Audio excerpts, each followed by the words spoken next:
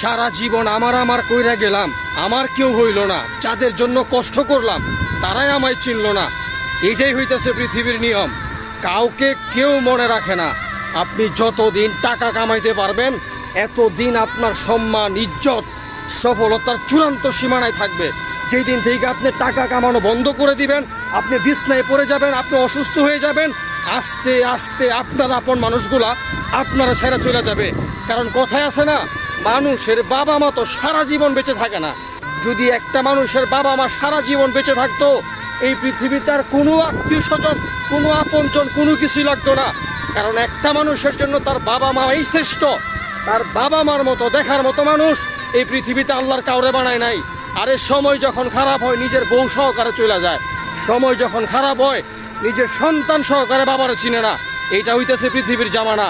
এখনো সময় আছে নিজের জন্য